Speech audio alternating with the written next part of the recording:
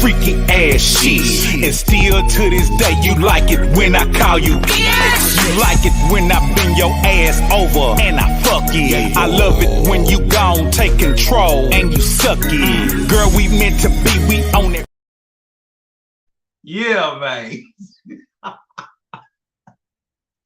Get it, baby. Welcome back to the Trill Castin, man. Y'all know what it is, man. Y'all know I had to hit you with a little bit.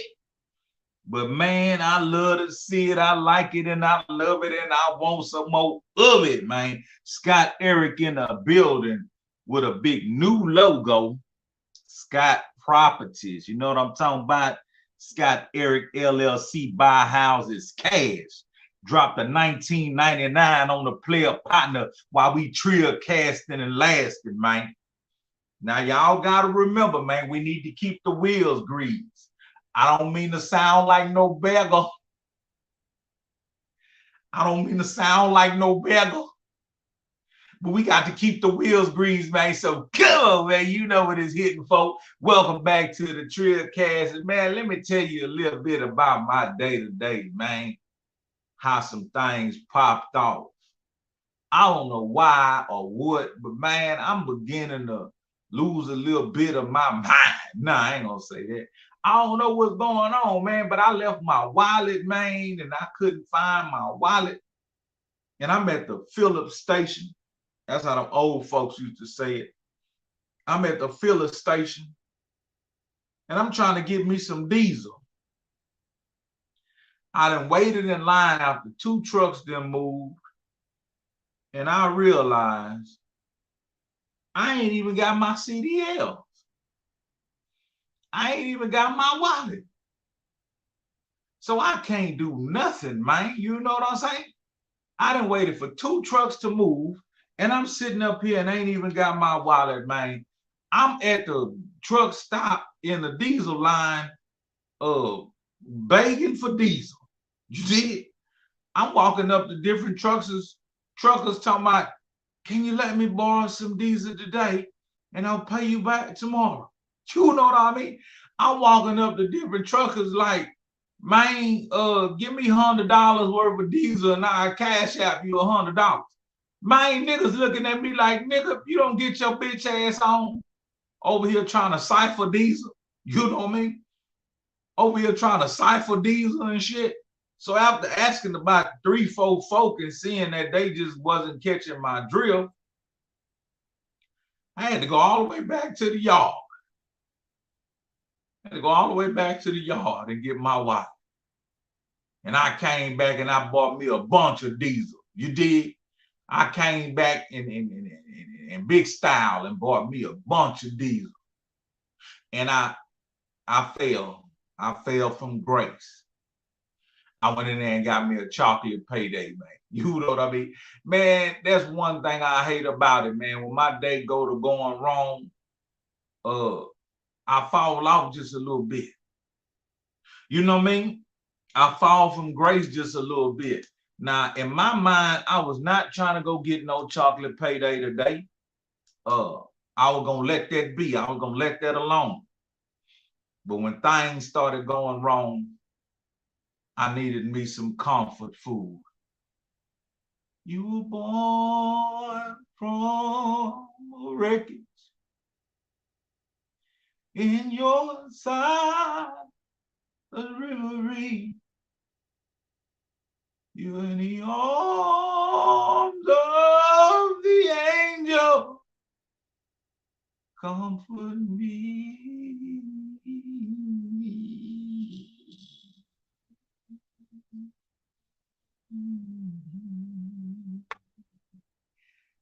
Killer, man, you know what I'm saying?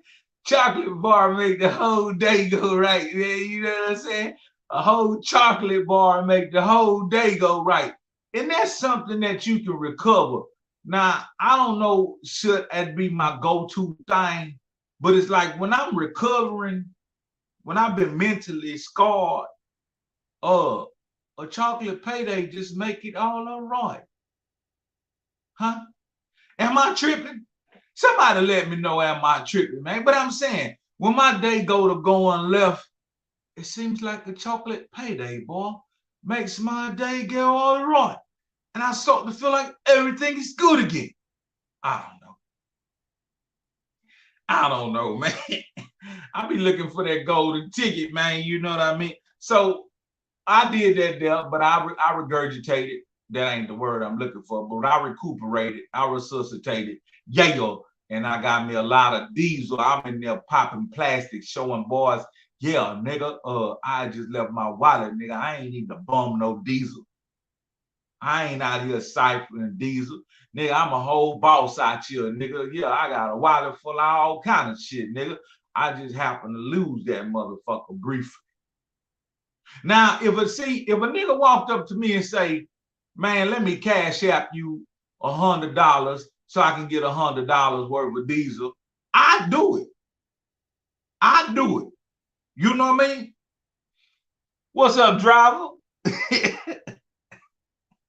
This whole time you thought you was gangster style. You was a whole truck driver.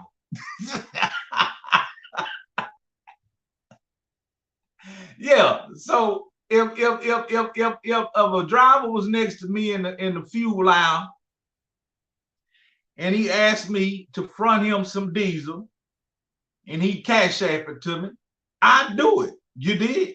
But they were looking at me like I was poor and broke. They were looking at me like I was poor and broke. But when I came back with that motherfucking wallet, nigga, I was shit. Nigga, I started wasting diesel everywhere. Nigga, I'm owning this bitch. Nigga, I'm Nigga, I got the, imagine, nigga, I got the nozzle in my hand shooting diesel in the air. I got both gas nozzles in my hand shooting diesel in the air. Nigga, fuck y'all.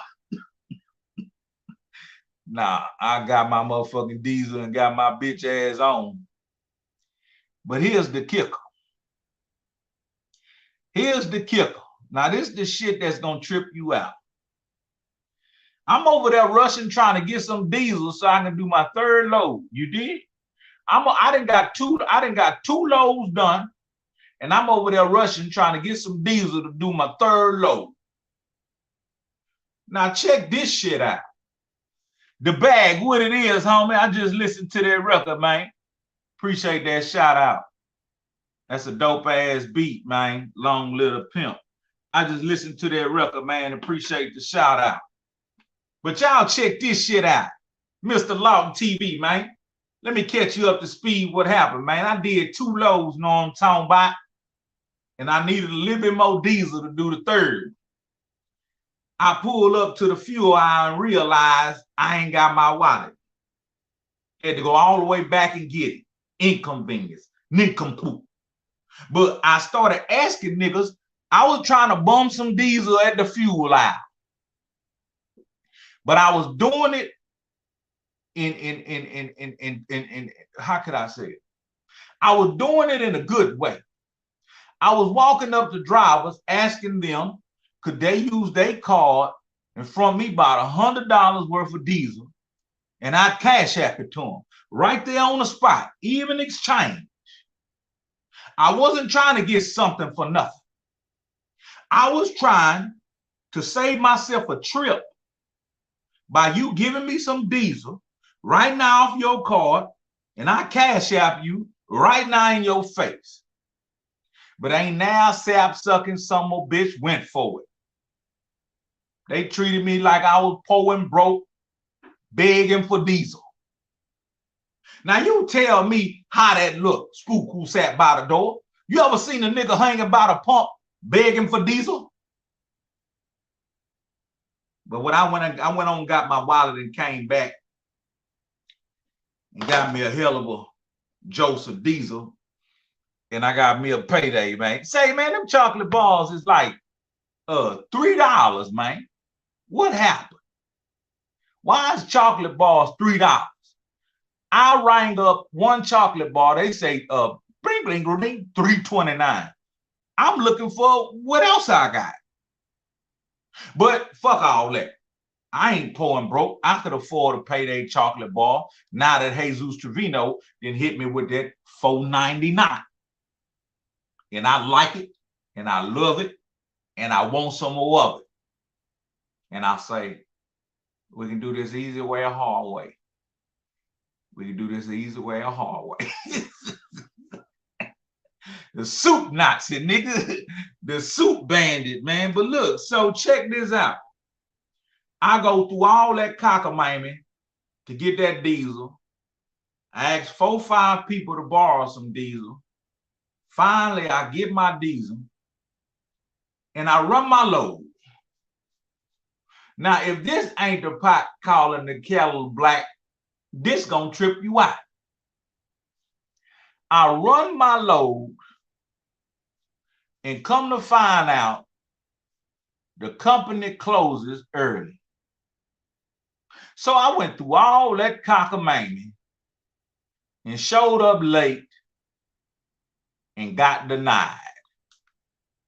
Oh yeah, cutting. I got about 4.5 years, 5 years in the game or better. Well, I got 4. Let me see, 4, 2 plus 3 is 10. 4 plus 1 is 7.5. Yeah, I got about 6 years in the game. I don't know. But even with all this seniority, I ran a blank run on my own recording it.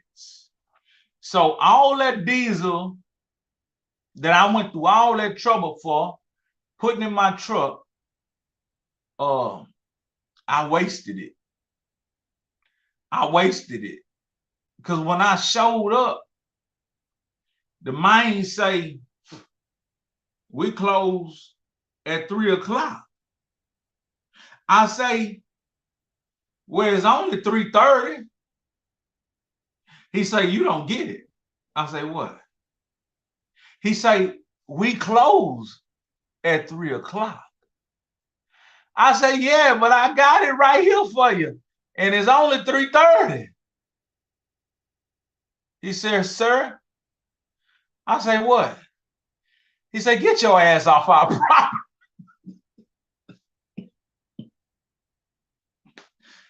I say, what you want me to do with this load?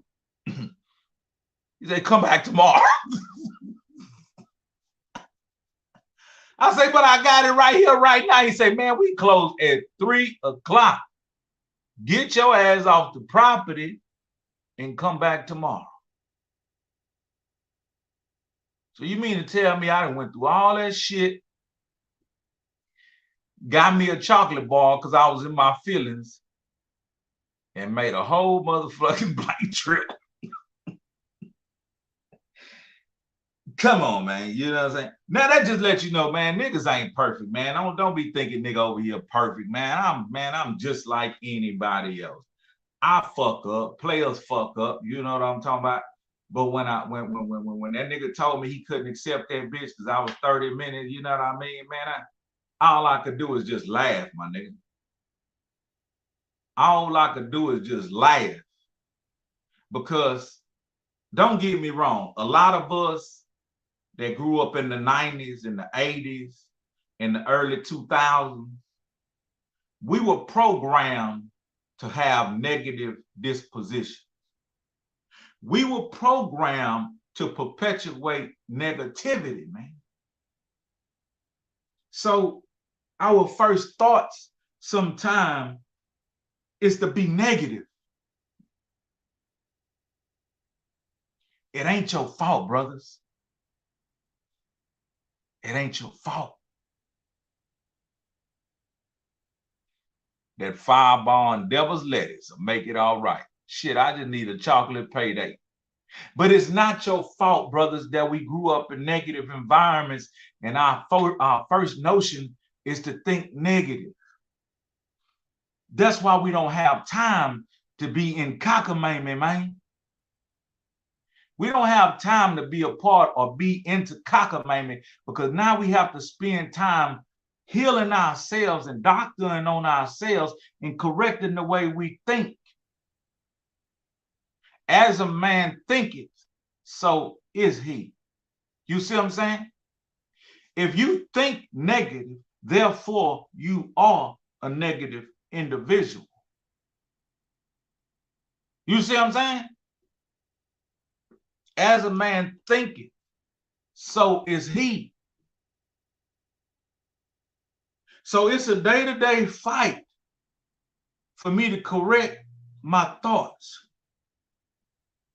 I got mad as hell. When I discovered I didn't have that wallet, I got mad as hell. When I asked the 3-4 people, could they front me $100 so I can get diesel? And they said no. I was mad as Heckle and Jekyll. But in that instance, because I'm healing myself, I corrected myself. And that's what you got to do, gentlemen, fellas, soldiers, warriors. That's what you got to do. You got to correct yourself. You can't allow yourself to be reeled out there so far to where you can't fish yourself on back in. You're going to go out there with a negative connotation and a negative disposition. How long will it last? Lord, I'm just a G out here driving fast. I'm lying like a motherfucker. I'll be driving 65. You know what I'm saying? I'm talking about truckers be passing by me with a strong middle finger. You know what I mean? Truckers be passing by me with the middle finger up, look so goddamn strong. I think they about to break their goddamn finger. They be holding that bitch up in the air. They want to make sure I see that motherfucker.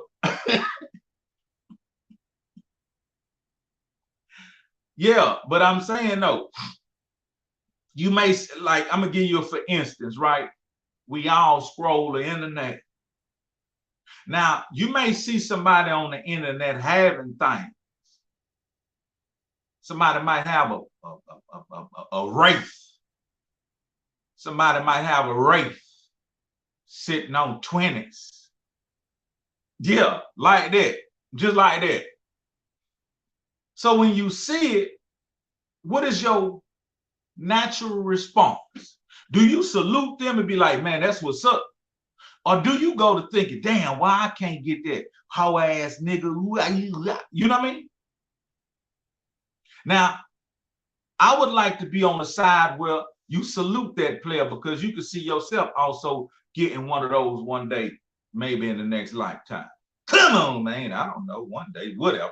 Shit, take a picture by one. Say it's yours. Hoes catfishing all day long anyway.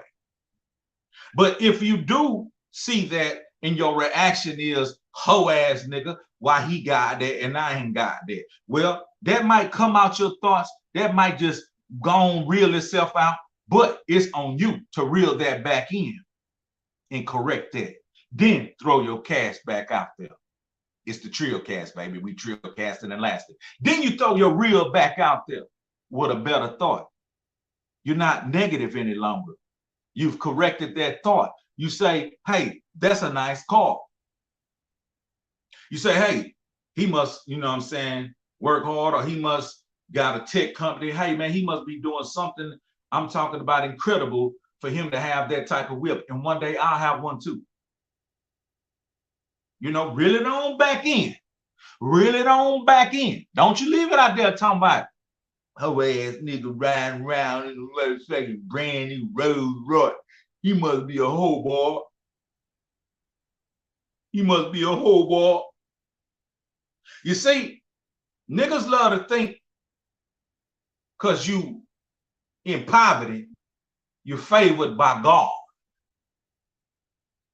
Niggas love to think because you poor and broke, you favored by God.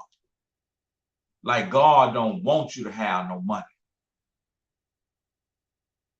I beg to differ. Because you have the people that walk around and they say it ain't always about money. They say it ain't always about money. And I say, but everything costs money.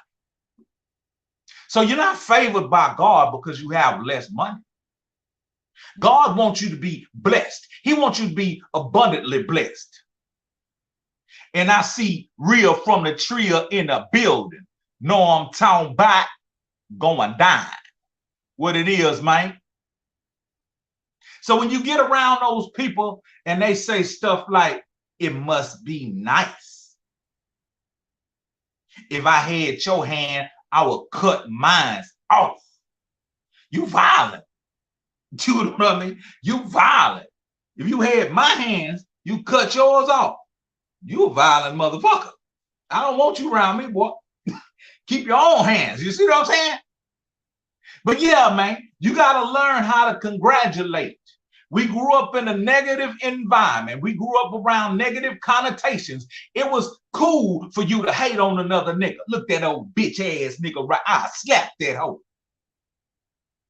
That was cool when we were boys. But now that we are men, now that we are men, we know to correct that thinking. We know that only what we think is what we will attract.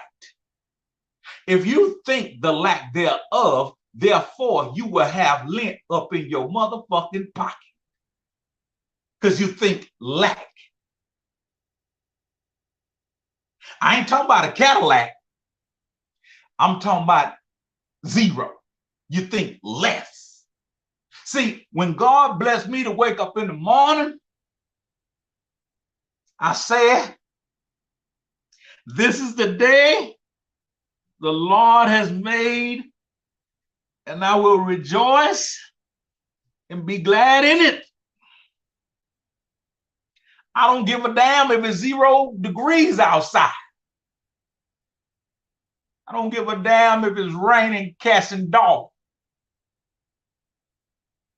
I don't give a damn if it's hailing. I set my navigation straight in the morning. This is the day the Lord has prepared, the Lord has made, and I will be glad and I will rejoice in it. Then I begin to smile. And I began to reflect on how blessed I am. And I say, no matter what, today I'm going to have a good day. And like I say, gentlemen, sometime you will have to reel yourself back in because things will start going the wrong way. But it's on you to correct that. Now, I was telling the guys the other day, I seen a little kid that I gave a little verbal spat. Little kid I into a little verbal warfare with. Little sugary little boy. And I seen that boy again and I walked up and I had nothing to tell him. But even that was a sign of respect. But when I seen him, he knew it. Damn, this Trill ass nigga in my motherfucking face. Now, what am I to do? So what he did, I had to laugh. He said, say, bro, if you and I had any beef, I grabbed that shit and threw it out the window, bro. We're cool on my end. I'm thinking to myself, kid, if you and I had beef, kid, you'd have no motherfucking front teeth. Let me say that again so you understand. If you and I had beef, you wouldn't be able to stand here and verbalize if you and I had beef. Beef is when you picking up your 2 front teeth off the motherfucking ground. Beef is when the motherfucking hot rocks coming through your car door or coming through your window. Who's that peeping out my window? Blah! Nobody now. Remind me of a time when I was playing in the field and I got into it with a couple niggas in the streets.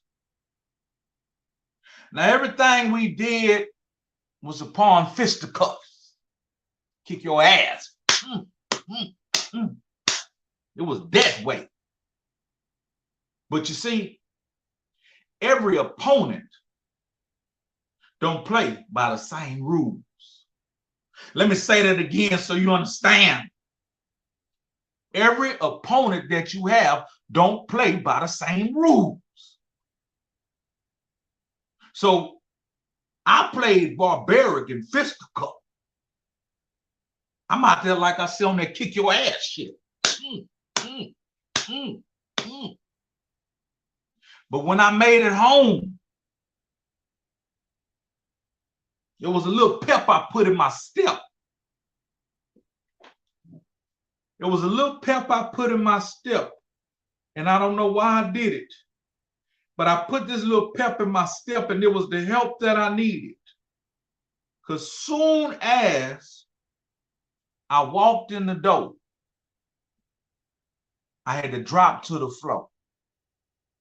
Not because I was dancing, not because I was doing a dance on the dance song. It was because them goddamn bullets was coming through like a motherfucker. I'm talking about as soon as I walked in and closed the door, all you heard was boom, boom, ping, ping. You know what I mean? And all I could tell everybody in the house was get down.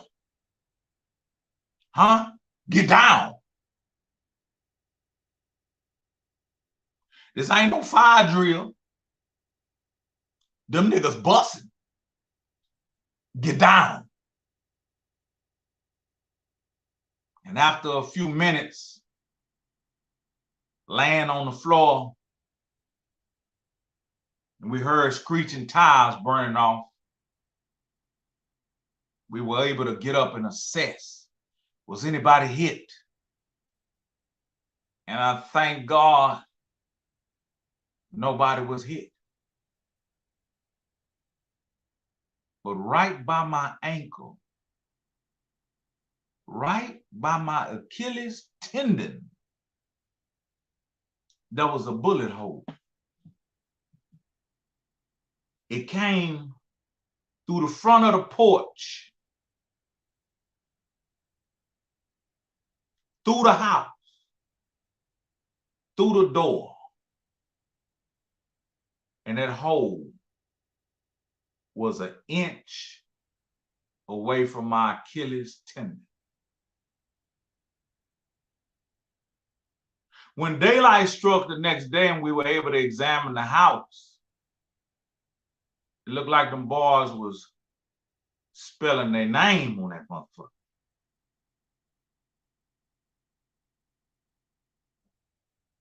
But even then, I realized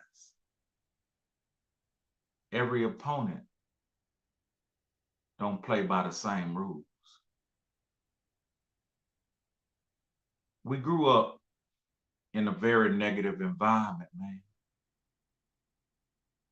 But we can't let that be the excuse for still thinking the way that we once thought.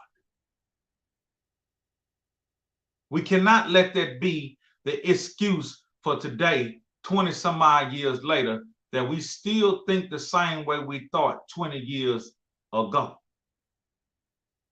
If there's been no growth in your mentality, you might want to see the doctor. You might want to see the doctor.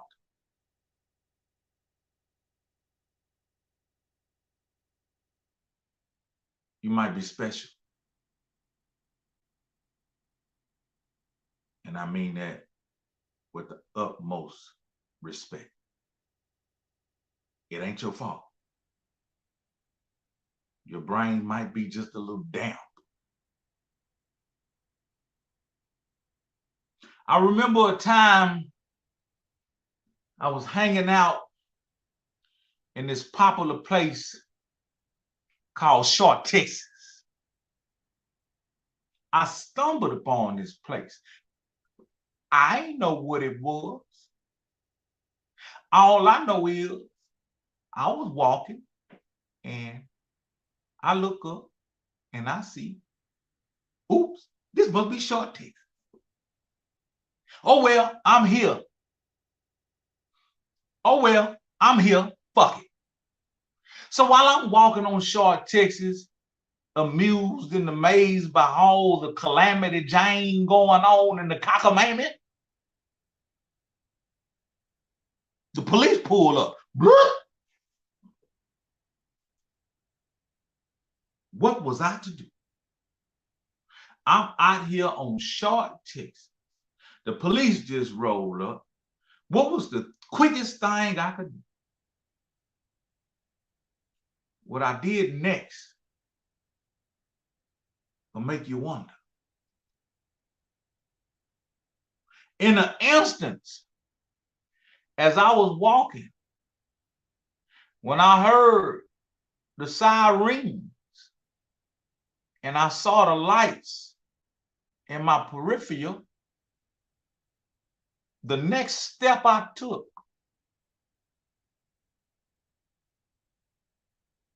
I started crooking my leg to the side. I started dragging my leg. I start hooking my hand and I broke my neck down, cocked to the right. And when the laws looked at me, I said, "How you doing, officer?"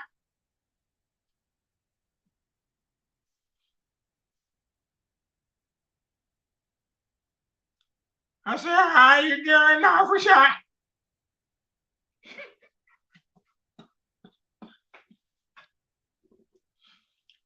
I'm just passing through, dragging my leg like a motherfucker. You know what I mean? I don't know what I was on, but shit, that was the quickest thing I could see. I became a whole motherfucking Decepticon. Nigga, I broke it down. What are you? I'm retarded.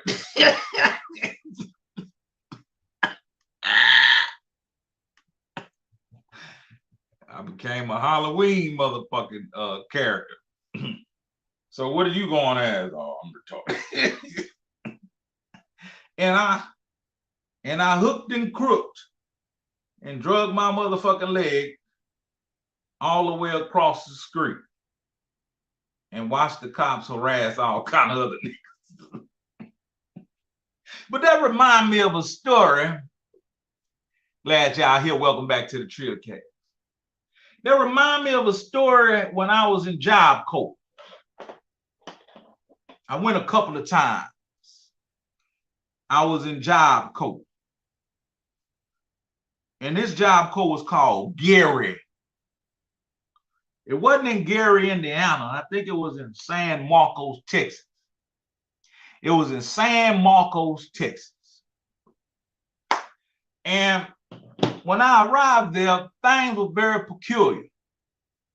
They had a bunch of players from H-Town, bunch of players from Dallas, and all sorts of other places. But I met an individual by the name of T-Baby. T-Baby was from H-Town. And when I met T-Baby, T-Baby approached me on some gangster style. But he just didn't look the part. When he walked up to me, I sized him up. And the first thing I could think is, if me and him ever got into it, I'd knock his bitch ass out. When you're a little boy, that's what you do. I don't mean no never mind. But when you're a little boy, that's what you do. You size each other up. So when he walked up to me, he was harassing me. He was talking slick. He was asking me questions. Where you from? What sex you claim? What you bang? This and that, this and that. He was putting on a hell of an act. And I was consuming it all. But my end result, I already had determined that if he and I ever collided, I'd knock his motherfucking ass out. Simple and plain. So I let him go on with his cockamamie a little further. Then he told me the thing that triggered me. He said, "I don't know if you know it, but we're going to get a few checks a month." I said, "Okay, we're going to get paid over here?" He said, "We're going to get a few checks a month over here." I say, "Already, that's what's up." And then he went on to say, when I get my check, I need to give him 50% of it,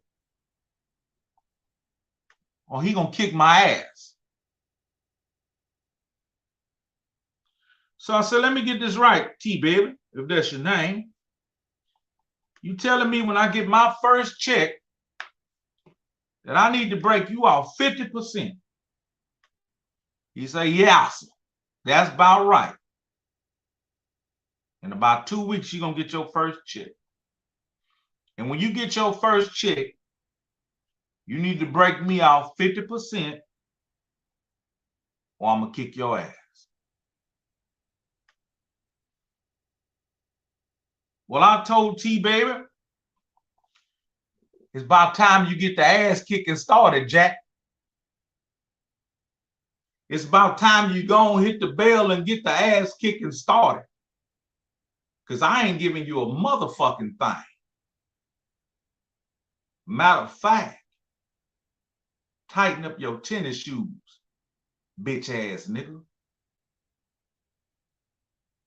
And I got in my stance. I threw my motherfucking sets up, threw my dukes up. What's up, nigga? You know what he did? He backed up. Then he bust out laughing.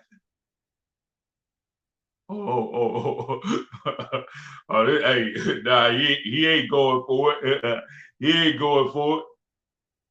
Then he like, man, let me show you around. I say, bitch ass nigga, get away from me. You know what I mean? Handle them. Bitch ass nigga, get away from me. And I went in my dorm, did my thing, whatever. Same day, I get in the whole motherfucking riot. The same day, nigga. Soon as I put my bags down, I get in a whole motherfucking riot. But that's not the story I'm trying to tell you. The story I'm trying to tell you is about T-Baby.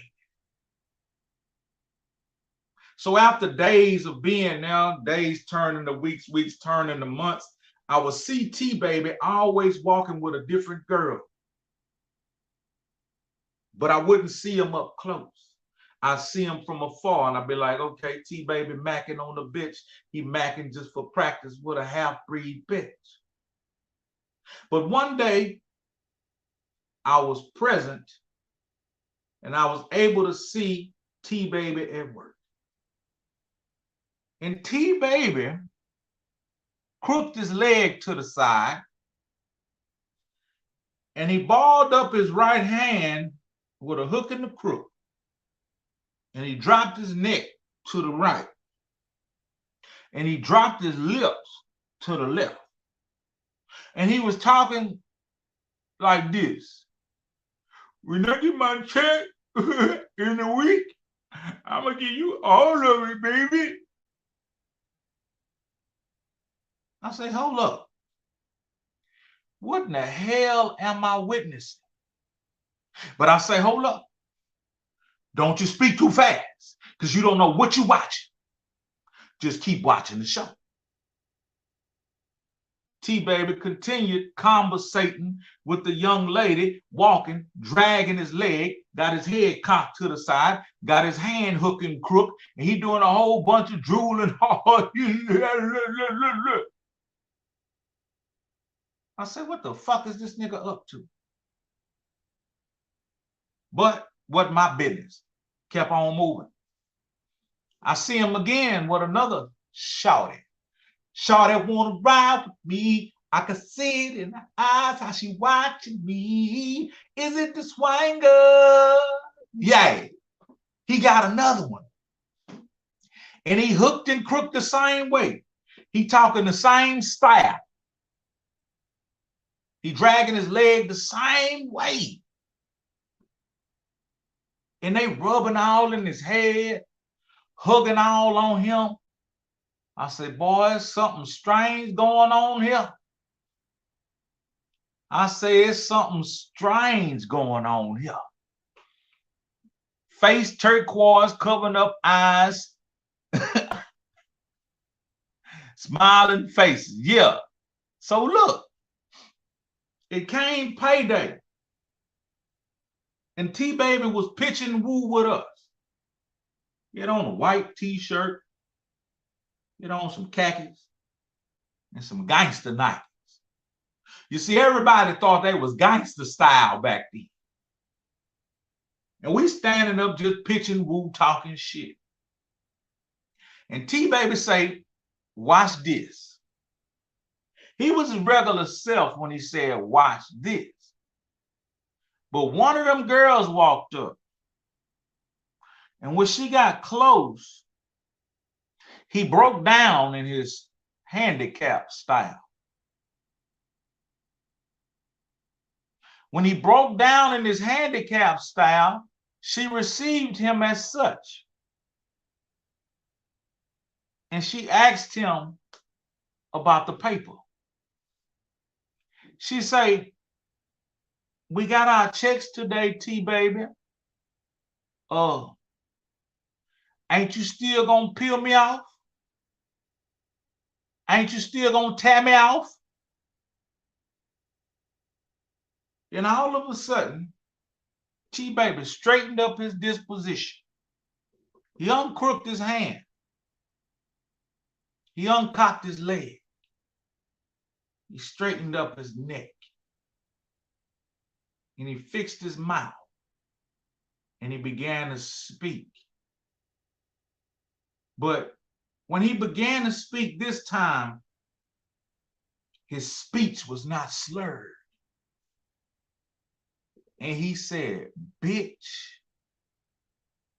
you tried to take advantage of a nigga because you thought a nigga was retarded. That nigga say, I ain't giving you shit, bitch. And him and that hoe went to arguing like a motherfucker. Come to find out, this was this nigga game.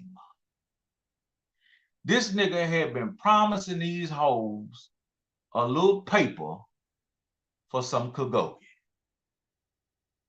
And he would play retarded all the way until payday after receiving generous amounts of kagogi.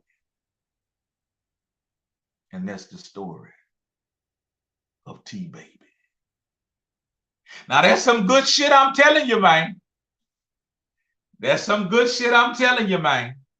But I think it's time for the news. You know what I'm saying? I think it's time for the news. We will get to the news in just a second after this brief moment. On that freaky ass shit. And still to this day, you like it when I call you. You like it when I bend your ass over and I fuck it. I love it when you gon' take control and you suck it. Girl, we meant to be, we own it. Yeah, man. I know y'all like that and love it and want some more of it, man. I know y'all miss her. I know y'all miss her. Don't lie. Didn't you miss her? Don't you want to kiss her? And didn't you miss her? Nah, man, we finna get into some news just in one moment, man. Give me one moment, man. We gonna get into some news you can use. You know what I'm talking about? It's your boy, he's Elite, K-O-R. Tell y'all about these new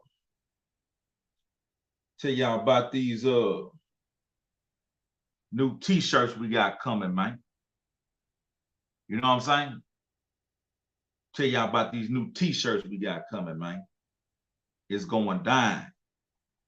We got new t-shirts. We got new hats. That's the new Trill hat. The maroon and gold joint.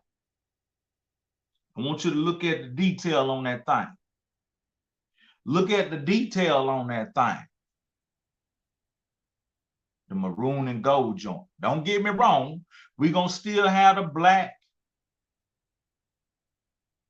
the royal, and the red.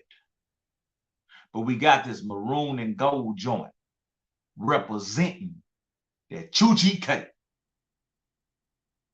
And still on the way, we got the Pimp C Forever second generation shirts. Free Young Pimp. You see, the first Pimp C Forever shirt we did, we kept that design for a long time. I got that design together for Mama West. Y'all know the story. And if you don't, ask me one day and maybe I'll tell you. But we haven't touched the design in a long time because Mama had morals and standards and values. Mama said if somebody felt we were stepping on toes, we were going to discontinue it. And me, as a Trill man, I'm thinking to myself, mama, this is your son. If you want to print up a t-shirt of your son, fuck anybody who feel some kind of way about it, mama. And those was my words. Anybody tell you, mama, if anybody feels some kind of way about you printing up a t-shirt for your son, fuck them in they pussy. Rather it be man, woman, or child. But mama said, we're going to discontinue them. Mama said, we're going to discontinue them. And me being the Trill nigga I am, we didn't print up anymore. Until many years later, when me and Young Pimp came back together and printed up the original Pimp C Forever t-shirt. And we put it back out in the streets. I told him we were going to come with more designs, but not so fast. So we came with these two designs. And finally, they are here. We're going to pull the jackets back because we didn't have that many orders. We only had a few orders on the jackets. So we had the tail end of summer, of winter in Texas. So we're going to discontinue the jackets as of now. But we will talk more about it with individuals on an individual basis.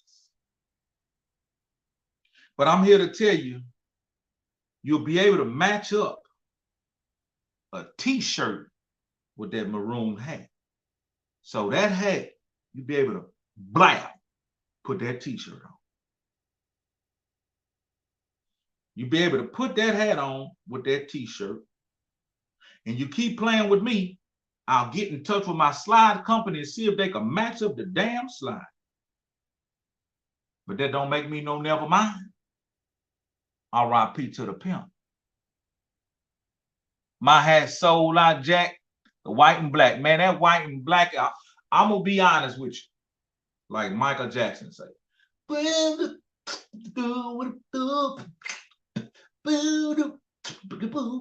It don't matter if you're black or white. Yeah, nigga, that black and white go first, nigga. Shit. That motherfucking black and nigga, since, I'm going to be honest with you. Since I've been selling Trill gear, how long that's been? 22 years. God damn, that's a mighty long time. It is. Since I've been selling Trill gear, when I do a black and white hat, that motherfucker always sell out voice. It always sells out voice. But I like to get to some news that you can use, and I like you guys to participate. The first piece of news we're going to tackle is J. Cole. Now, young J. Cole says when he was the tender age of 6 years old, he was drinking milk out of his mama titty. No, he was smoking cigarettes. Now, I want to know your thoughts on this. At the tender age of 6, he was smoking cigarettes. Now, I got to say, I started a lot of things early, but smoking cigarettes was not one of them.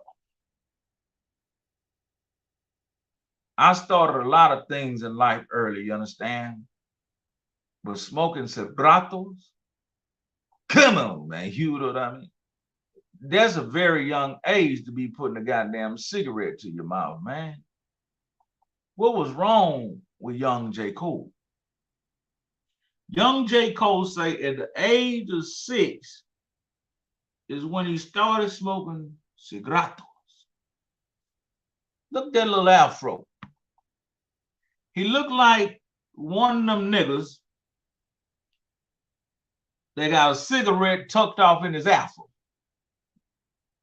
I was talking to an individual earlier today, Jesus Trevino, and he said that he remembered them basic cigarettes because his aunt still smoked them motherfuckers. You know what I mean? That nigga say his aunt still to this day smoke basics. Now, one thing about basic cigarettes is you could taste the rat poisoning on every puff.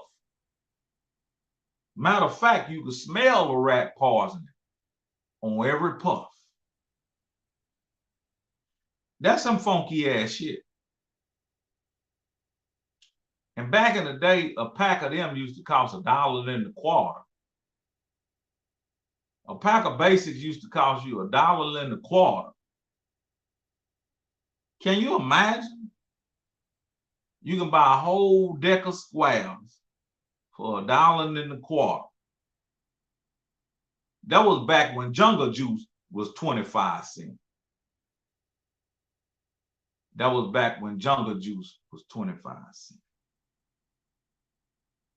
Now, it begs me to understand the difference of, I started smoking cigarettes at 6. I'd like to know, did he have a job? I also like to know, did he smoke cigarettes and drink coffee? Or did he have a tall boy? Come on, man, you know what I'm saying? Did he have a cigarette in his right hand and a tall boy in the other? He looked like one of them young niggas that'll be walking down the street, sipping on a tall boy, smoking a cigarette, stressing like a motherfucker. Stressing like a motherfucker. But anyway, he turned out well. Let me see. We know he wasn't smoking them Newports and most definitely wasn't drinking that Red Bull. Come on, man.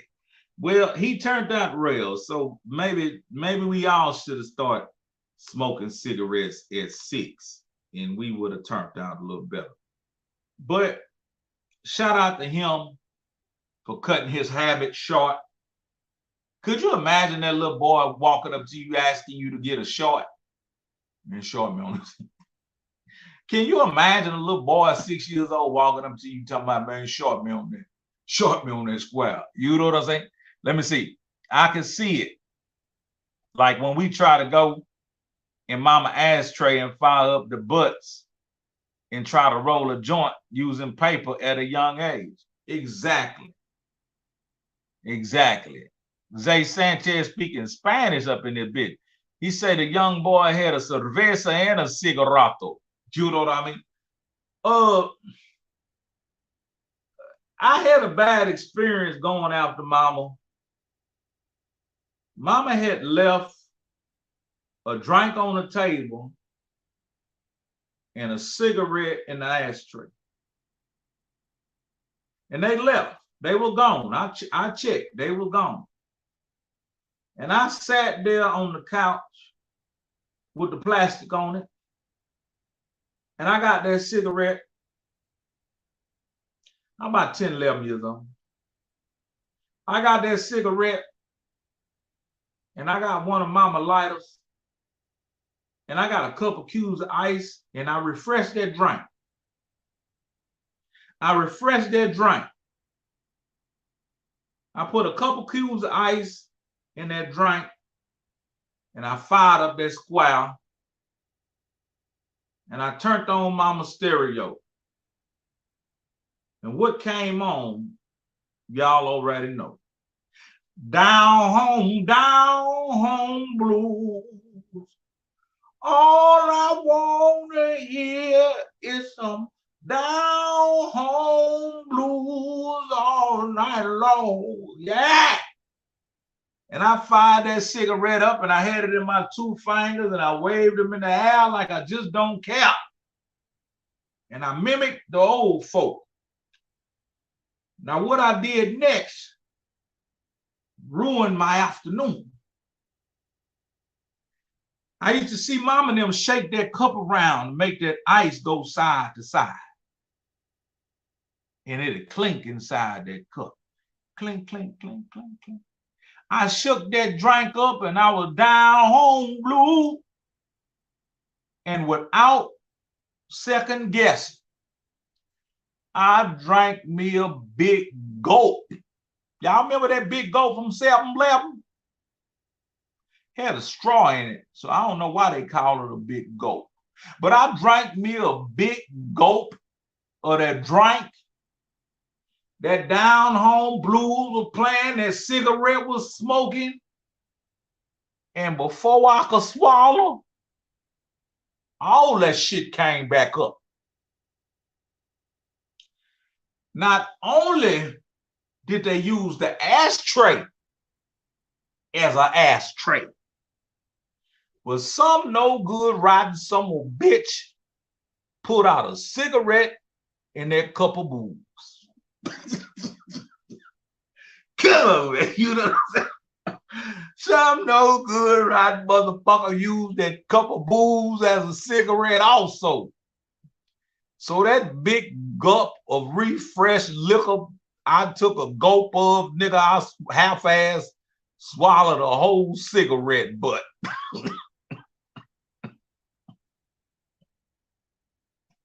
Nigga, I damn near swallowed a whole cigarette butt, man. God damn it, man.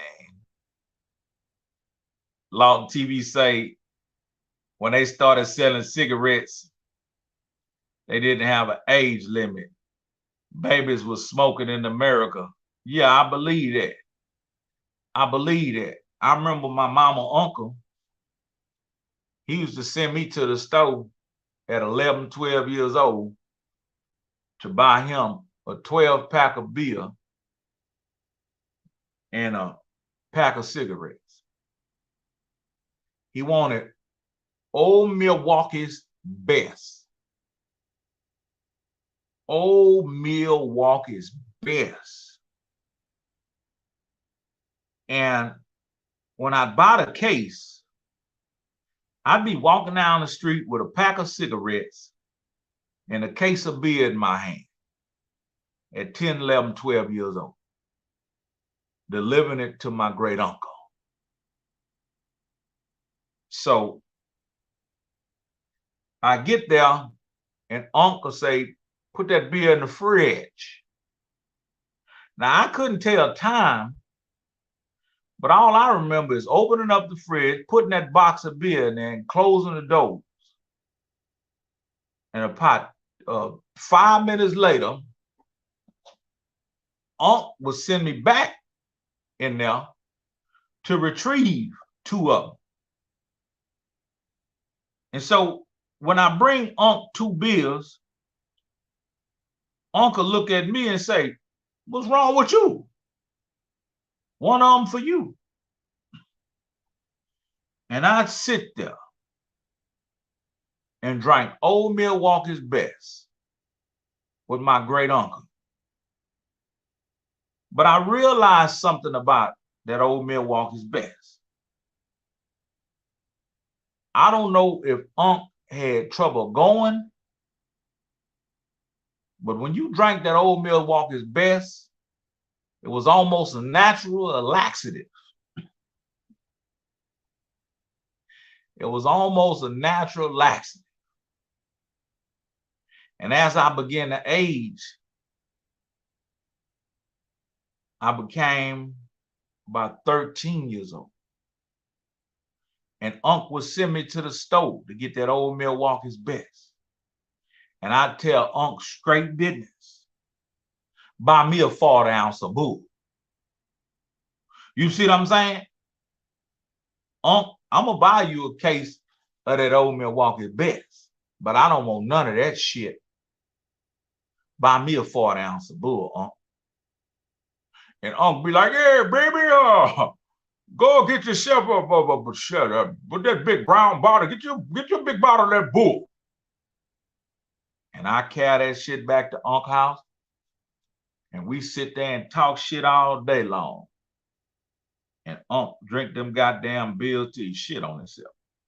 Come on, man. You know what I'm saying? We got to get back to the news you can use. Welcome back to the Trill Cast. You know what I'm talking about? Say, man, in this news right here that I'm bringing forth, the homie Corrupt said Tupac used to try to enforce a dress code at Death Row Records. Let me see. We were playing hide and go get in the house of those agents. Hide and go get was a hell of a game. Hide and go get was a hell of a game. I wouldn't go back to them times if they paid me. But what do y'all think about Corrupt stating that Tupac tried to enforce a dress code at Death Row Records? How long would it mourn me? I wish it would have been another. How long would they mourn my brother? You know what I mean? As they talk more about Pac these days, me being a grown man, don't get me wrong, I love me some Pac music. But some of the shit they say Pac was on, I'm going to keep that shit to myself. R.I.P. to Tupac.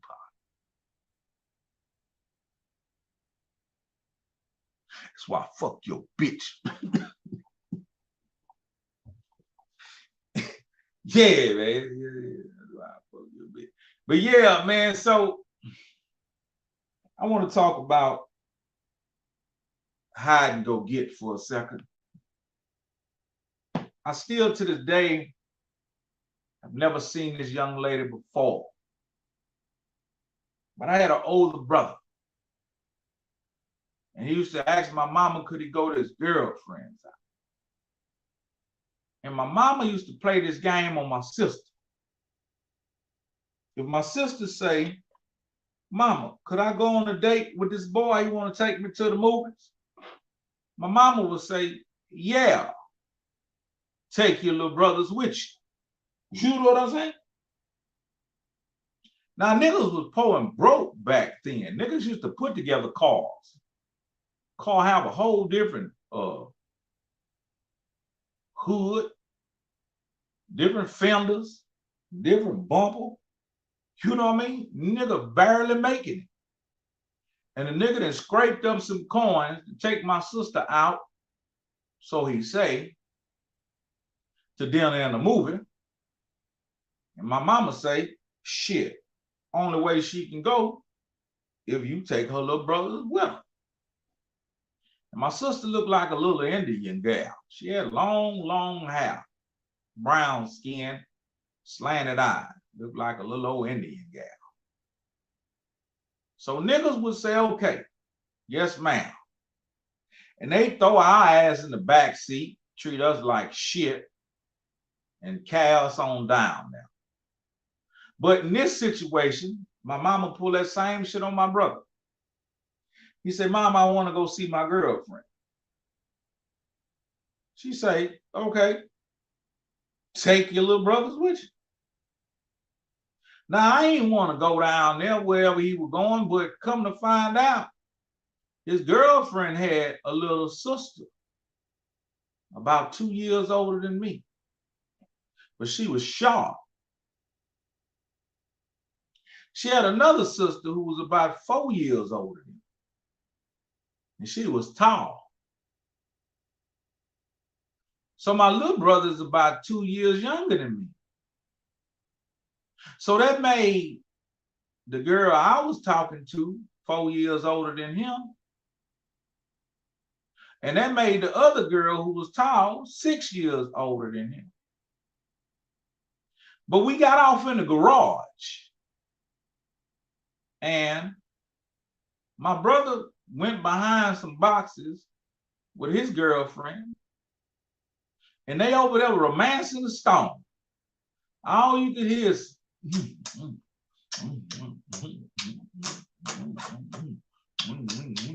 Pepe Le Pew ass shit. So now we standing over there, me and my little brother, and they got these two girls. One short, got some pretty brown eyes. Look like a little reindeer. And then the other one, she was kind of tall and bright. Had a few pimples in her face. But she was pretty. But I didn't like her. Now, the obvious career choice would have been for me to get with her and let my little brother get with the other one who was short, but she was even older. But that ain't how it played out. She chose my little brother, the big girl who was about 6 years older than him. And the short one swayed me. And so before you know it, we was all matched with a date. So my mama ain't even know it, but she sent my little brother to get molested. Good, man, you know what I'm saying?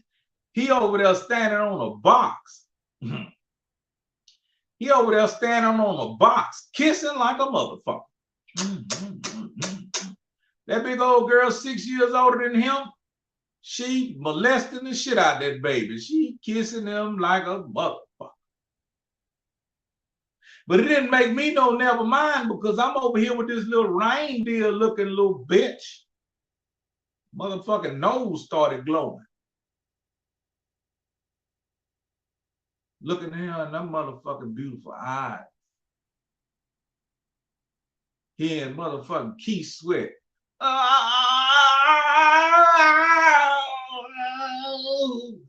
There's a wrong way to run away to love from fire. There's a right way to love somebody, baby. Take my hand, let's get it, baby. I'm your bowl of chicken. Yes, I am. Do what you please. Don't take my love for granted. Oh, baby. Get on your knees. You know what I'm saying? And next thing you know, we locked eyes. And when we locked eyes, we went to tongue kissing like a motherfucker.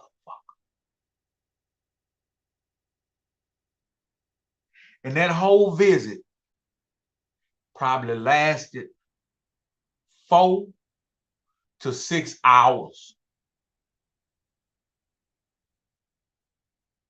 4 of them hours, we were all doing some kissing. 4 of them hours, we were doing some kissing.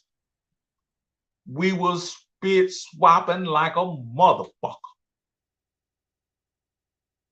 Finally, when my brother walked us home, he said, y'all had a good time? We said, hot dogging like a motherfucker. He said, now don't y'all tell mama what went on. I'll be able to bring y'all over there again. We said, okay.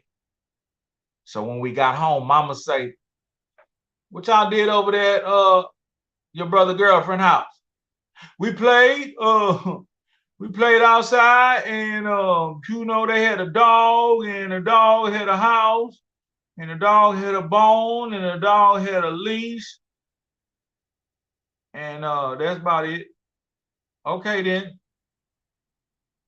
Come again. Mama, can I go? Take your brothers with you. Shit, nigga. I got me some chewing gum, nigga. My breath fresh. I got me some Regal Experiment gum, nigga. I can't wait to do some kissing. And we got over there, and here it is again. Same formation. He over there in the boxes with the older one. My little brother, who really the youngest one, he got this other older one. She was next to the oldest. And I got this little pretty motherfucker kissing like a motherfucker. But one day, them boxes started really ruffling loud. Them boxes was really ruffling. And I walked over there, and my brother said, get your bitch ass away from here. he wasn't kissing no more. He wasn't kissing no more. He was doing like them animals on my Instagram. You know what I'm saying? He wasn't kissing no more. He had to took it to another level. He was doing like them animals on my Instagram. You make an animal purr. I said, ooh. I told my little girlfriend, I said, ooh, they doing it. We gonna do it? Boy, that little girl looked at me like, boy, I don't even know if I got a Kagogi. I said, we gonna do what they do? She said, hell no, nigga. Keep on kissing. That's all we gonna do. And I ain't feel no kind of way about that because, be honest with you, I ain't know nothing about it. You know what I'm saying? I ain't know how to get up on you and get up in you. I just give me some kisses. That shit was good enough for me. But I remember another time I had a beautiful girlfriend. She was so beautiful. She looked like a little Indian girl. But long story short, while we're on the subject of kissing, I was at her house and we were going to participate in the kiss-a-thon like I did with the other girl. But back then, I didn't know how to kiss because I was just in elementary school. And I remember her sister.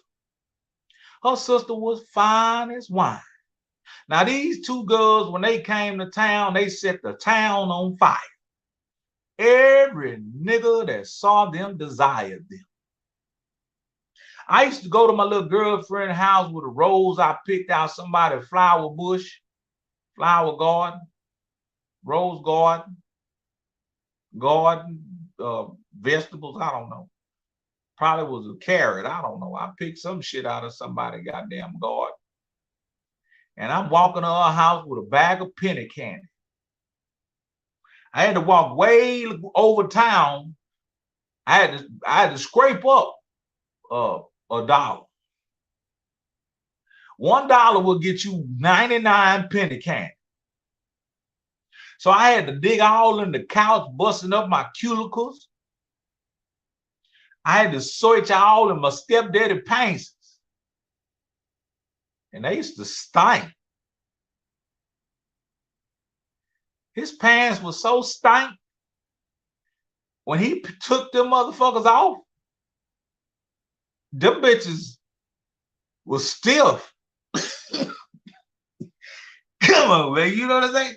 When he took them motherfuckers off, them bitches was stiff. The funk was among us. Them motherfuckers was so funky, nigga. Them bitches was crustated, nigga. Them bitches would be still, nigga, took them funky motherfuckers off. He'd leave a couple koalas in there, so it'd be worth it. You just got to pinch your nose and dig off in there and get your little treasure. So I scraped up about $1. Yeah, you can iron them funky motherfuckers. They're going to be creased up. Or you can put them underneath the bed like we used to do, put them underneath the mattress. See, when we ain't had no iron back in the day, or even if we did have an iron, we'll spray them inside out with Stay Flow, iron the shit out of them, and then we put them up underside the mattress and sleep on. We sleep on. Don't sleep on me, nigga. But yeah, so I made it down round to the store with about $1, and I got 98 penny candy. Now that was 5 blocks, 6, 7 blocks in the wrong direction. She stayed about 8 more blocks in the opposite direction. But I'm on a mission. I'm on a mission. I pick her out some tulips out somebody's flower garden, and I got a whole bag of penny candy, and I'm on my journey to go see my girlfriend. Now, by the time I arrive, all year cutting, I got a musty arm. By the time I arrive, I got a musty arm. My breath probably funky than a motherfucker because I've been huffing and puffing like a motherfucker booting in the school. Now I'm talking about walking all across the goddamn land for this pretty motherfucker. But when I got there, lo and behold, there were two lines. There was one line going to her sister, and there was another line going to my girlfriend. And I stood in line for a little while, but then I said, hey, that's my girlfriend. Fuck that. I ain't standing in line no more. And I cut the line, and the nigga grabbed me and damn near yanked me backwards. What you doing, little nigga? I say, man, that's my girlfriend. Why y'all here? Well, like them two girls was in heat or something. The dogs was among us. So when I got to the front of the line, she was standing up on the porch, listening to a nigga drop his spiel. And she looking down on niggas like a queen, like them niggas was auditioning it. And so I look up at her and I say, tell him you my girlfriend. And for a minute, she almost had amnesia. And them niggas was ready to kick my ass. But then it must have came back to her. And she said the magic words. She said, I was waiting on him anyway. This is my boyfriend. And she rose me up from the ground onto the porch, seated next to her on the throne.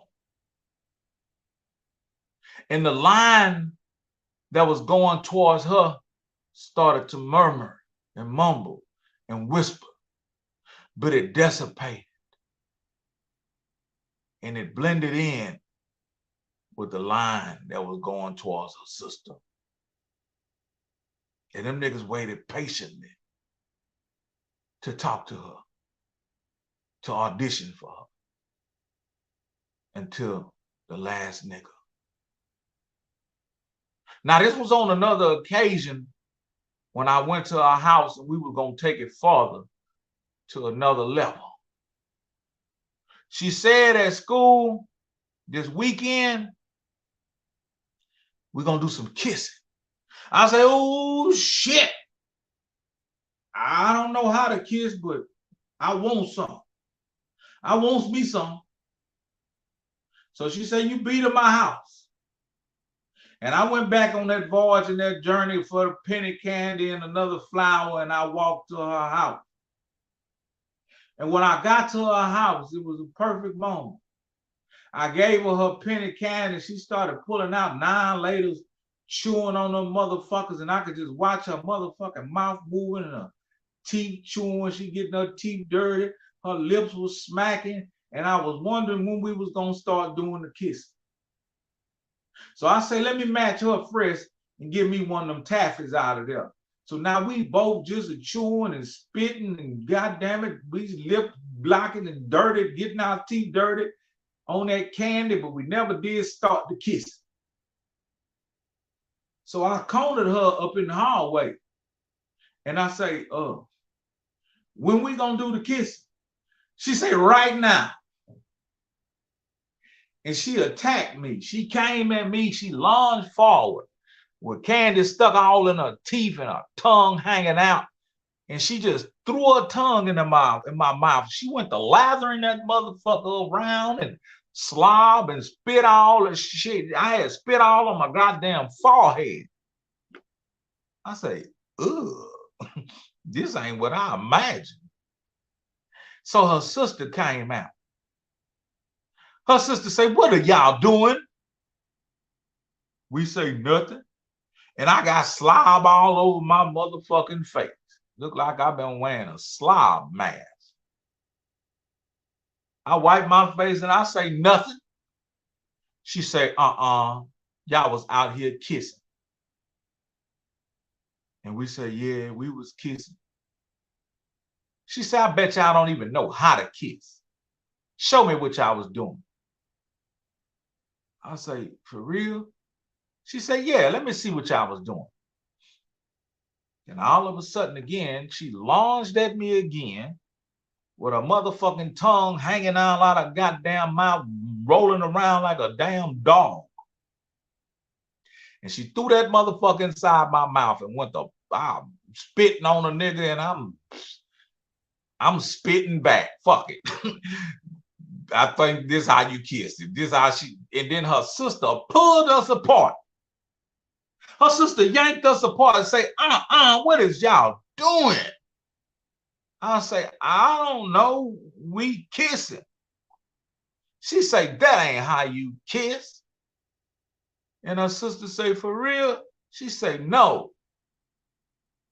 She say, you want me to show y'all how to kiss? We say, yeah. So she told me to clean my mouth off. And I went to wiping my mouth like a windshield wiper, getting that shit all off my mouth. And then she looked me in my eyes and she fixed my shirt. And she looked at her sister and said, this how you kiss. She turned my head to the side and she came in slowly. I smelled her essence. Her breath smelled like carnation milk. And when her lips met my lips, it was not all that saliva. It was just a little moist. And she kissed me. And she kissed me again. Boy, I'm telling you, boy, my motherfucker, hey, man, say, woo, woo, what the fuck going on here, man? And then she put that little tongue in my mouth. She was teething that motherfucker. I was loving that. Then she let me go, nigga. And she say, now that's how you do it. Her sister was so beautiful, but dumb as a box of rocks. She say, show me again. And I'm standing there like a goddamn dumbass mannequin. And her sister came back in. And she landed on my lips again. And she went to ba-rum-pum-pum, but I'm talking about the most beautifulest music you could ever hear. She went to tonguing me down, Jack. Caressing my motherfucking face and head, nigga. Boy. And she came back and said, that's how you do it. So her sister said, now let me try. Now I ain't want her touching me no more. Because the last couple of times all she did was lather me up with a motherfucking tongue. If we would have had some soap, we could have washed our teeth like it was dishes, nigga. But them kisses was delicious. Them kisses was delicious. So she said, let me try. And she came around again with a little less saliva, but she still slathered a nigga down. Looked like I had been eating motherfucking glazed donuts. Looking like I had a whole dozen of glazed donuts. And her sister told her, less spit, more tongue, less saliva. And she pulled her away again. And she said, no, stupid, like this. Now, by that time, if I would have knew any better, I would have asked them to invite me to their bedroom. And I would have said, since you teaching her how to kiss, teach her how to SMK. You know what I'm saying? You want to teach her how to kiss, teach her how to SMK. You know what I mean? What's SMK? Suck my kick. You know what I mean? Suck my kick. You want to teach her how to kiss? Suck my kick. You know what I mean? and then teach her how to let me put it in her go get shit. Let me do both of y'all. But yeah, man, that's how that shit went down, man. I wound up having they ran a train on the nigga, tongue in the nigga, man. That shit was beautiful, man. I ain't never seen no shit like that before in my life, man. But on other news in the United States on America, we've been fortunate to say that The Weeknd is officially the world's most popular artist, according to the Guinness Book of World Records. So what they're saying is The Weeknd is one of the most popular artists, according to the Guinness Book of World Records.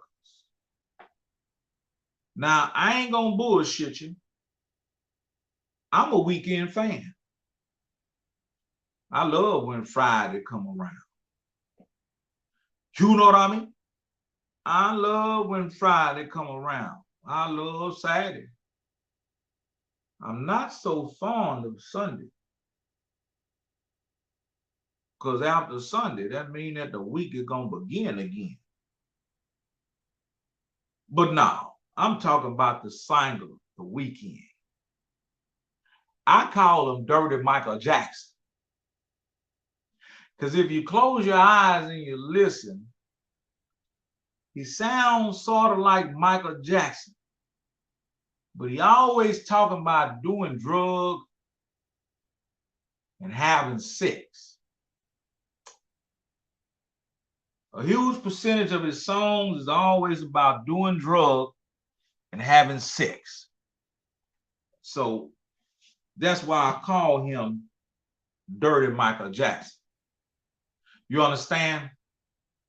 But let's give a round of applause to The Weeknd for becoming the most popular artist according to the Guinness Book of World Records. And The Weeknd, I must say, is a very talented artist. I like his music. I ain't gonna bullshit you. I like his music.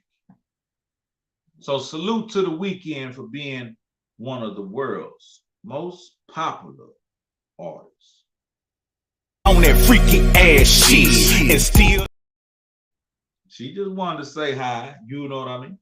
She just wanted to say hi.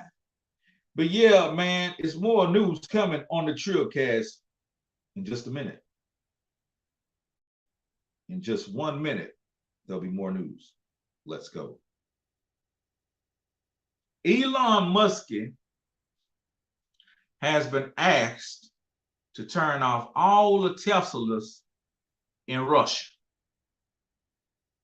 He received multiple requests that he disable all the Tesla vehicles in Russia because of the Ukraine invasion and the tech embargo. I don't know what the fuck that means. So let's get that shit up out of here. I don't like them little ugly ass cars. Them hoes starting to pop up everywhere. Look like a roach bag. Look like a roach bag. If you got one, I don't mean no disinfect. If you got one, I don't mean no disinfect. But I want to ask you this question. I want to ask you a question. And this is interactive. If you were signed to one of these individuals, first of all, I'd like to know, who would you not rather be signed to? Put your answers in the chat. So if you were signed to one of these individuals, who would you not rather be signed to? Put your answers in the chat. You know what I mean? I just want to know, who would you not? Who would you not want to be signed to? Would you want to sign with Elon Musk? Or who would you not rather be signed to? Maybe you wouldn't want to be signed to. I want to see who gonna be the number one answer. Who would you rather not be signed to on this list? I know y'all taking a mighty long time, but I know who you don't want to sign with. I just want to see if you're going to say it. I just want to see if you're going to say it. Who would you rather not be signed to? Okay, Dev Head said, no Baby or no Diddy. Trevino said he wouldn't want to be signed to Irv Gotti. Damn, I thought somebody else would be the number one answer. I thought it'd be let me see, I'm gonna give somebody else a time to go ahead and chime in. Because I sure thought it would be, you know what I mean? Let's see. Let's see if somebody gonna say it. I wouldn't want to be signed to, I know exactly. Not down with the man kissing already. I can dig it. No Jay-Z, no Diddy, no Birdman, no Russell. Damn. I thought y'all probably would say Suge Knight. I thought y'all probably would say, hell no, not Suge Knight. But salute to Suge. Niggas would want to be signed to Suge. Let me see. Zay said I would sign to Dame already. I'm glad you see the quality in Dame. I like Dame. So on the flip side of that, who would you want to be signed to? Zay said he would be signed to Dame. Who would you sign with if you didn't want to sign with somebody? Who would you sign with? So on this list, my number one person that I wouldn't want to be signed to would be Suge Knight.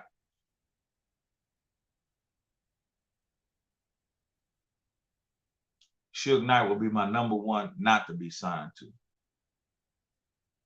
Now, signing to one of these guys, only one, I would have to go with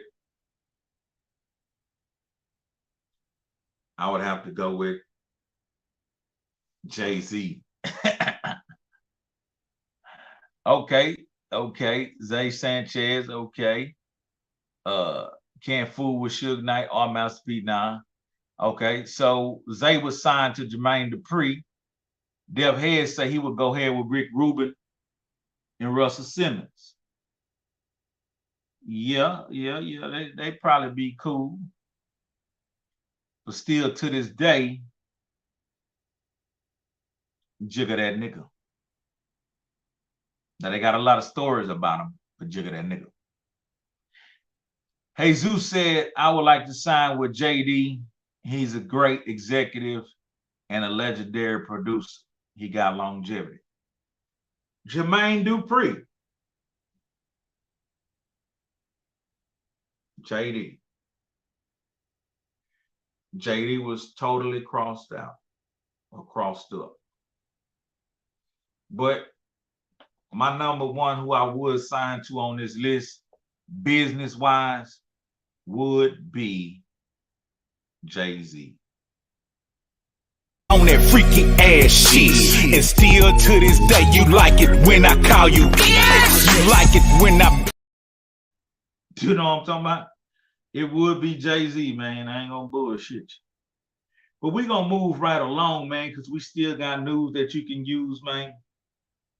And we're gonna give a salute to Young Dolph. R.I.P. to Young Dolph. It was said that Young Dolph's love for the streets visual was filmed in Memphis, where they had a fleet of over 20 plus cars wrapped in camo. That's how Dolph used to get down. So boys showed their love in this visual with over 20 plus cars wrapped in camo. R.I.P. Young Dolph. When I first used to hear Young Dolph, I used to think Young Dolph was what's that boy name? Club Guard. They got the same kind of tone in their voice. I thought that was him. What's the fool name? Fat Bright nigga. The fat bright nigga with the he a producer and a rapper. Call himself Club Guard. Y'all know who I'm talking about. B King. Yeah. I thought B King and Dolph was the same nigga. Because they vocals sound damn near the same. But yeah, that's who I'm talking about, B King. I seen B King one day in a grocery store. No, it was a convenience store. And I just spoke to him. And he was shook like a motherfucker. I spoke to B King and he was shook like a motherfucker. I say, nigga, he's a Leo from UGK Records, nigga. Nigga, I ain't on no bullshit. Oh, what's up? Yeah, fam, yeah. Big scary ass. Nigga thought a nigga was on some bullshit. Nah, nigga, I like your music. Nigga, I fuck with you. I fool with you because I'm cool with you. Big cool nigga though, man. I can't shit on him. Now this right here may come as a surprise, but I'm pretty sure after this Creed spinoff of Rocky, he never have to see these days again. Michael B. Jordan revealed that he was still struggling financially and had to work at fast food restaurants even after the success of The Wire. He looked like a little alien. Them braids hitting like chicken, though. I ain't gonna bullshit you. Them braids hitting like a motherfucker. But the most peculiar thing about this story is my son, Young Heezy, he was a fan of The Wire. And I would have to admit that I've never seen not one episode of The Wire. I would have to admit that I didn't even know Michael B. Jordan starred in The Wire because I've never seen one episode of it. So I wouldn't even have known he was off in there. But that's very humbling that while he was on TV, that he would get him a job, a J-O-B, at Jack in the Box, McDonald's, Dairy Queen, Taco Bell, what have you. Most people be so prideful that they wouldn't even attempt to get no job at no fast food restaurant if they was on TV. So I salute Michael B. Jordan. And I love that Creed movie. I ain't gonna bullshit you. I thought the picture to the left was Nick Cannon when he was in Drumline. No, man. I gotta say, I had some doubts about Creed 3. But once I sat there with my son and my son was jumping and excited and I was taken by the story, I really appreciated it. Now, the pictures that started to pop up of him and his co-actor, forgot the boy's name. I think the boy's name was Majors or something. They had some funny looking pictures started to pop up after the film where they hugged up. I don't know if that's brotherly love or we're just gonna leave it at that. But we got more news that you can use. Please don't abuse and buy you some brand new shoes. In other news, Tyrese would like to call out Charlemagne the God for saying he's been acting light-skinned lately. Charlemagne the God would like to call out Tyrese. Well, I got that wrong. Tyrese wants to call out Charlemagne the God for saying he been acting light-skinned lately. Now, as you can see, the pictures of these two brothers right here, neither one of these some of bitches could act light-skinned on their best day. Charlemagne looked like a whole motherfucking lion with all his mane. Charlemagne the God looked like a whole motherfucking lion with all his mane. And Tyrese looked like my uncle who used to drink them old Milwaukee's best. Charlemagne looked like the cowardly lion without his mane and tail. And Tyrese looked like my uncle who used to drink them old Milwaukee's best. And smoke them Dorel. Look, my nigga Zach, what it is, Zach? You know what I mean? Zachary Rogers in the building, PA in the building. Nigga acting light skin. You niggas don't get y'all milk dud head ass up out of here, gone on with that bullshit. And I think Charlemagne, old Kanye West, some head. Bitch ass nigga. Nigga say if Kanye West do another deal with Adidas, he gonna give a nigga some fellatio. Nigga, you bitch ass nigga, will make you come out with some shit like that, nigga? That's your motherfucking inner thoughts, nigga. Get your ass off my motherfucking screen, pussy nigga.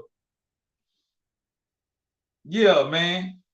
On that freaky ass shit. And still to this day, you like it when I call you bitch. You like it when I bend your ass over and I fuck it. I love it when you gon' take control and you suck it. Girl, we meant to be, we own it. Y'all know y'all missed it. But this right here is peculiar, man. A woman catches her ex on surveillance camera setting her cars on fire after she broke up with him. Now, you would think that this would read as a man catches his ex-girl on surveillance setting his cars on fire after he broke up with her. That's what you would think you would be reading. But no, I read it right. A woman catches her ex-girlfriend on surveillance, setting her cars on fire after she broke up with her. Look at the nigga picture. The nigga is taking a bitch ass tendency picture.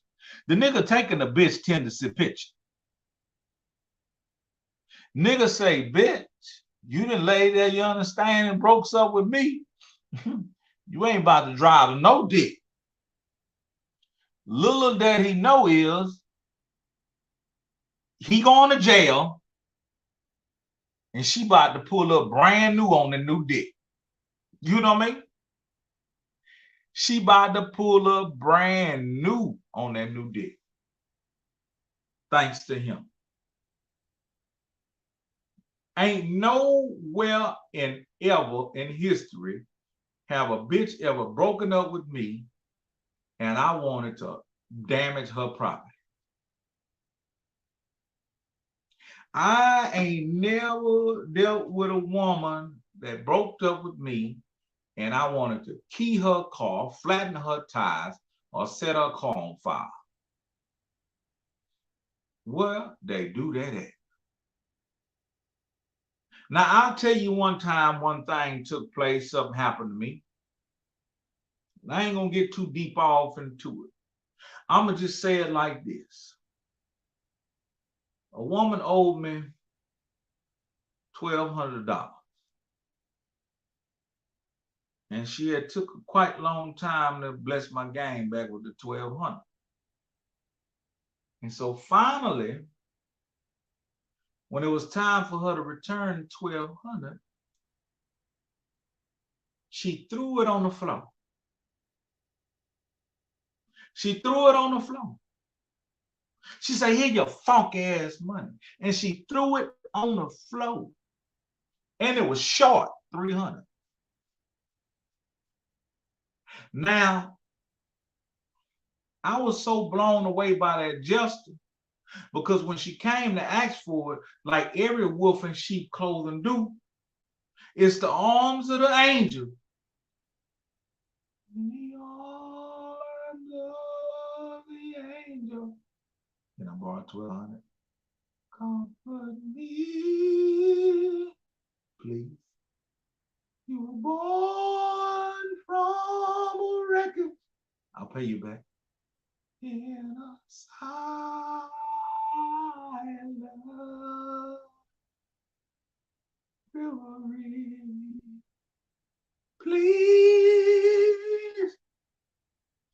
But when it's time to pay it back, here's your funky ass money. And that gesture blew my fuse. So instead of grabbing her like a rag doll and throwing her to the ground, I grabbed the next best thing. I grabbed her smartphone. And just like she smacked my $100 bills on the ground, I smacked that motherfucking smartphone, I'm talking about, to the ground like a hot potato.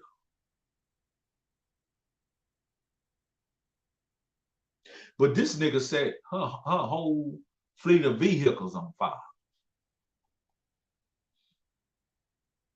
This nigga gonna be in fight. This nigga gonna be fighting in jail for the fuck of it.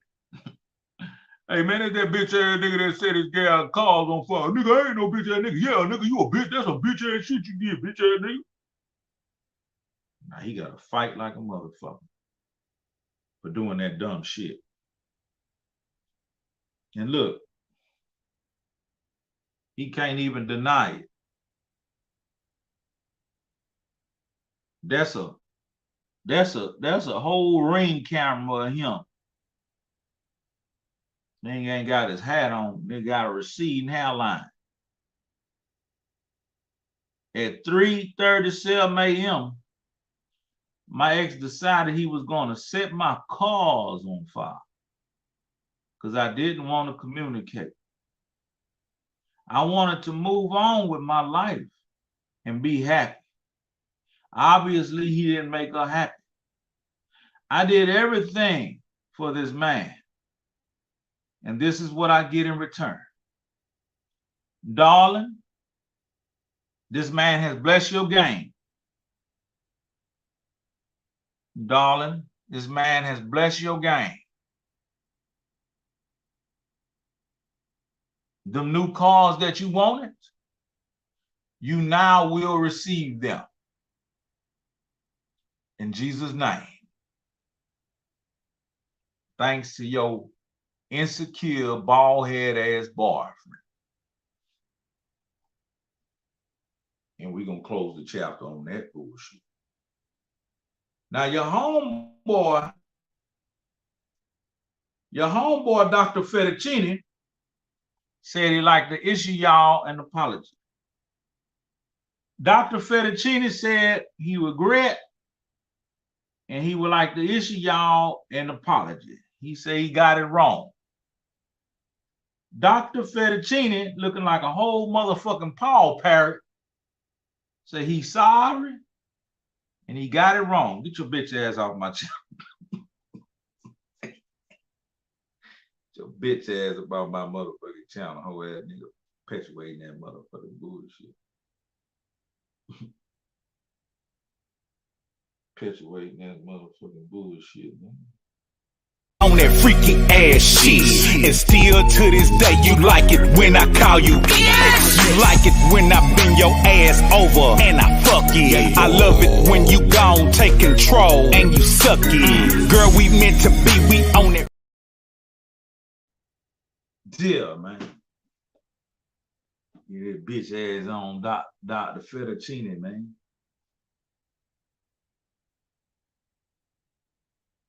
Zach, what you think about that new hat, Zach? You know what that hat representing, Zach? Tell me what you think about me. You know me? Coming with it. Coming with it, man. New Trill hat. New colors. Yeah. We gonna match the motherfucking. We gonna match the shirt up with that hoe, man. We gonna match the hat and the shirt. And we got the new Pimp C shirts on the way. We got them all the way up to size 4X. We got medium all the way up to 4X. We got blue and we got red. They be here soon. Know what I'm talking about? I bet you ain't nobody got a copy of that. Yeah, man. I bet you ain't nobody got a copy of that DVD. I ain't even got a copy of it. I wish my nigga Limelight put me on the copy or something, man. Put me on the copy for the old school, man. Hook me up with a copy for the old school. For the players that ain't here. But I bet you if I look in my archives, in my inventory, I'll wind up finding a copy. But yeah, man, we're going to keep it moving right along. And we're going to talk about sports. We're going to talk about sports and outdoors right now. We don't talk about too many sports because I need somebody to do the sports section. Who good at sports? Because I don't do sports much. I need somebody to do the sports section. But John Morant explains why he entered into a counseling program after his gun flashing incident, and he denies having an alcohol problem. Now, I saw the clip where the interviewer was trying to get him to admit that he had an alcohol problem. And I'd like to say to whoever was perpetuating those questions, you know good, fat belly son of a bitch. If this nigga dunked the way he dunked on niggas, drunk, I'll buy him a beer. You know what I'm saying? If this nigga play basketball the way he play basketball drunk, somebody need to buy that nigga a beer. So laying up here, you understand, trying to get this young boy to admit that he got a problem with alcohol, it ain't no way possible this kid got a problem with alcohol. Now, he high gravity. He high gravity. He jumps out the gym. He's an incredible motherfucking athlete. So how about you let him make his mistakes? He made a mistake. Let's pull up some of your old footage. See what you got in your closet. Probably catch a bitch ass with lipstick and a wig on. Pussy nigga. But y'all want to take a young black male and nail him to the cross because he doing some young nigga shit. Nigga worth $300 million. Like he ain't gonna make no mistakes. Nigga ain't 40. Nigga young enough to be my son. Leave my goddamn son alone. Ja, call your daddy. Broke than a motherfucker. I'm over here Trill Castin like a motherfucker. Nigga trying to get some goddamn YouTube money. And they fucking with my son by some motherfucking gun. Shit, he ain't shoot nobody. He ain't do nothing to nobody. Leave that kid alone and let him play basketball. Shut up and dribble.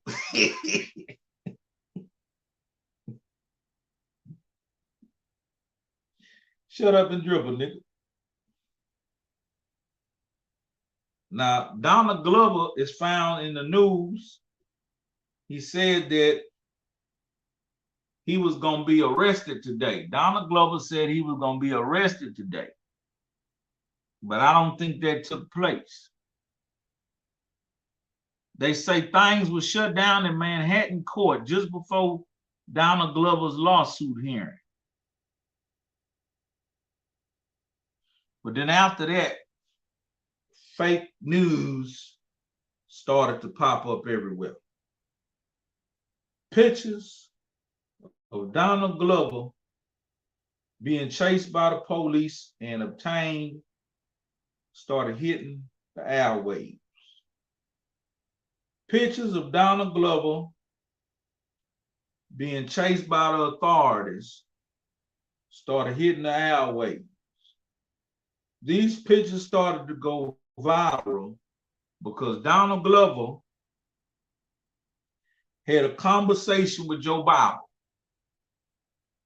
And Joe Bible told Donald Glover, "We're going to arrest your ass today, boy." So Donald Glover figured, run, Donald, run. Donald Glover figured he'd take to his Twitter or Instagram or YouTube and Trill Castin and let everybody know to be aware if y'all don't see him, he gonna be on lock. He said if y'all don't see him, he gonna be on lock. Talking about Tales from a Crib. Tales from a Millionaire. You know what I'm saying? He putting up a good fight. Donald Glover ain't going down without a fight. We get it. Now, here's the story that really tripped me out. We spoke on yesterday. Donald Glover paid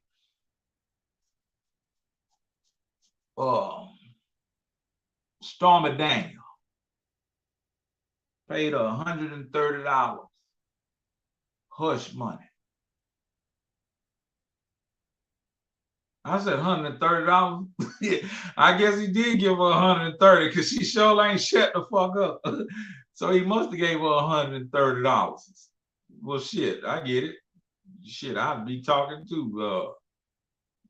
He gave her $130. That nigga said, "Boy, get your ass off these people sitting up here talking that cockamamie, talking about this rich motherfucker gave that bitch $130. Nigga gave that bitch $130,000 hush money. And she won't hush. She still talking shit. You know what I mean? But she knew that nigga wasn't gangster style. She knew that nigga wasn't gangster style. Because if she knew that nigga was gangster style, she would have never spoke about a motherfucking thing. Because you know how that shit go. Now, this young man right here is an Alabama football player. He attempted to flee the cops at 141 miles per hour. He was arrested on drugs, and he was found with 220 grams of marijuana and $7,000 in cash was found in the Charger. He blamed it on the passenger who ran. He told me to punch you, and I did. And I understand that you was riding dirty, but y'all should have had a better backup plan than that. Y'all should have had a better backup plan than that. You playing football. You should have stuck to playing football. Because, son, this right here could fuck up your whole career. This right here could fuck up your whole career. Evading arrest, high-speed chase, speeding and endangerment, drug possession,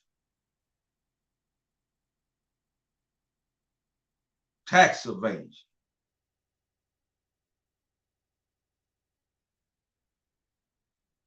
You done fucked up, son. You done fucked up. May you get a great lawyer and able to get some kind of help Now you already started pointing out your passenger. Now you didn't open up a can of worm right there. Because not only will you have to keep pointing him out, but for you not to not take the whole bulk of that case, they're going to suggest that you tell who he is. May God bless your soul. On that freaky ass shit, and still to this day you like it when I call you bitch. You like it when I bend your ass over and I fuck it. I love it when you gon' take control and you suck it. Girl, we meant to be, we on it. Now this next bit of news, it's kind of heavy. It's kind of heavy right here because I want to know where do we go from here. I want to know where do we go from here. Kim Yang Jang Jang Chong Chong is on some bullshit. Kim Yang Jang Chang Chang Chang Chang Chong is on some bullshit. He look like he be over there muck banging like a motherfucker.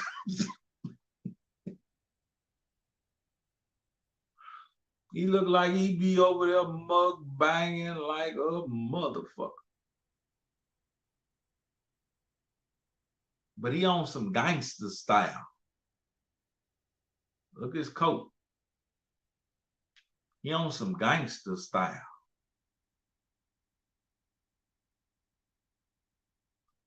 We over here trying to rub a couple dime nickels and pennies and shit together, trying to have something. And these motherfuckers talking about nuking each other.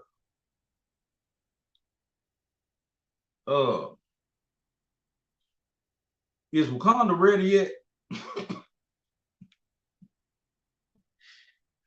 Huh? Is Wakanda ready yet? I don't know what the fuck these niggas fighting for, man. I ain't shit. Is Wakanda ready yet? I'm trying to pack up all my motherfucking Trill shit and head to Wakanda. Cause before you know it, they're gonna turn the lights out in this motherfucker. Yeah, that nigga got that triple cheeseburger, double-breasted neck.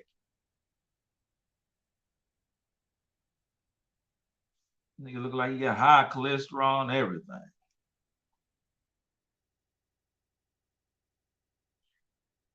I don't want to go to Mexico though.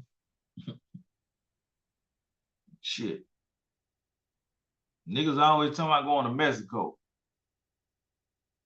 You better keep your ass out of Mexico for right now. Unless you're going to them tourist areas. Go to the motherfucking tourist areas. Don't be bringing your ass on down there by what them boys getting it popping. Because I don't understand none of that shit. But yeah, man, I just want to tell y'all, man, this ain't no goddamn news station. But I got some motherfucking news you can use, baby. At all times. It's been the Trill Cast. I hope y'all enjoyed it. Speak now, forever hold your peace. On that freaky ass shit, and still to this day you like it when I call you bitch. You like it when I bend your ass over and I fuck it. I love it when you gon' take control and you suck it. Girl, we meant to be, we on it. Freaky ass shit. And still to this day, you like it when I call you bitch, you funky bitch. You like it when I bend your ass over and I love it when I go and take control and you. Girl, we meant to be, we on that freaky ass shit. And still to this day, you like it when I call you bitch. Purple Duck might be showing up soon, homie. Purple Duck told me to tell y'all he might be showing up soon. Just know that. Purple Duck might be coming through. But man, look, like always, man, I had a good time. But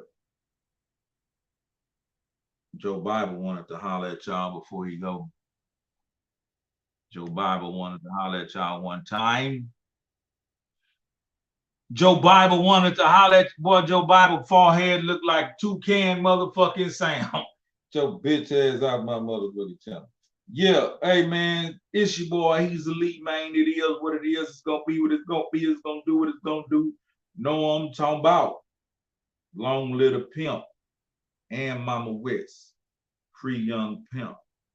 We got to get that motherfucking soup up, man. We got to get that soup up. Fool with me because you cool with me, man. Until next time, he's a Leo, baby. K-O-R.